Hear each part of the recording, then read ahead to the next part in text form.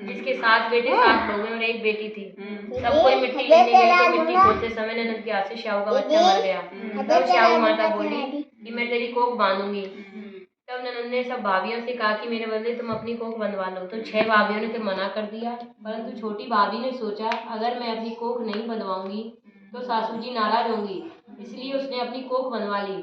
तब उसके बच्चा होता है, वही 7 के दिन मर जाता है। एक पंडित को बुलाकर उसने पूछा कि क्या बात है जो मेरा बच्चा वही 7 के दिन मर जाता है। तब उसने कहा कि तू सुरई गाय की सेवा कर।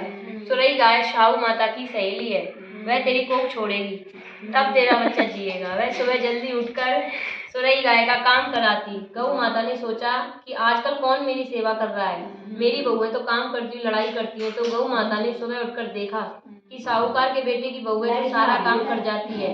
गऊ माता बोली तेरी क्या इच्छा है जो तू मेरा काम इतना काम करती है, मांग क्या मांगती है। तो साहूकार की बहू बोली मुझे वचन दो। तो गऊ माता ने वचन दे दिया। तब वह बोली कि श्याऊ माता तुम्हारी सहेली है और श्याऊ माता ने मेरी कोख बांधी है, सो तुम मेरी कोख छुड़वा दो। तो गऊ माता ने 7 समंदर पार अपनी सहेली के पास जाने लगी। तो रास्ते में धूप थी, वह एक पेड़ के नीचे बैठ गई। थोड़ी देर में एक सांप आया और पेड़ पर गरुड़ पकनी का बच्चा था, जिसको डसने लगा। तो साहूकार की बहू ने सांप को मारकर ढाल के नीचे दे दिया और बच्चे को बचा लिया। गरुड़ पकनी आई और साहूकार के बेटे की बहू को चोंच मारने लगी। तो वह बोली कि मैंने तेरा बच्चा नहीं मारा, यह सांप तेरा बच्चा मार रहा था, मैंने बचा लिया। तब गरुड़ पकनी बोली कि तू क्या मांगती है।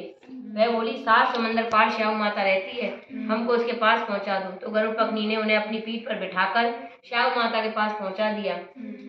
तो श्याऊ माता बोली आओ बहन, बहुत दिन में आई। और श्याऊ माता बोली कि मेरे सिर में तो जूं पड़ गई है। फिर साहूकार की बहू ने उसकी सारी जूं निकाल दी। तब श्याऊ माता बोली तूने मेरी बहुत भलाई करी है, इसलिए तेरे 7 बेटे 7 बहुएं होंगी। तो बहू बोली कि मेरे तो एक भी बेटा नहीं है, 7 कहाँ से होंगे।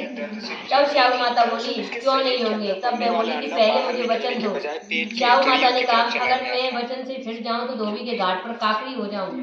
तब साहूकार की बहू ने कहा मेरी कोख तो तेरे पास बंधी पड़ी है। तब श्याऊ माता बोली तूने तो मुझे ठग लिया, मैं तेरी कोख खोलती तो नहीं, परंतु अब खोलनी पड़ेगी। या तेरे घर 7 बेटे 7 बहुएं मिलेंगी और 7 उजमन करियो, 7 ओई मारियो, 7 कढ़ाई करियो।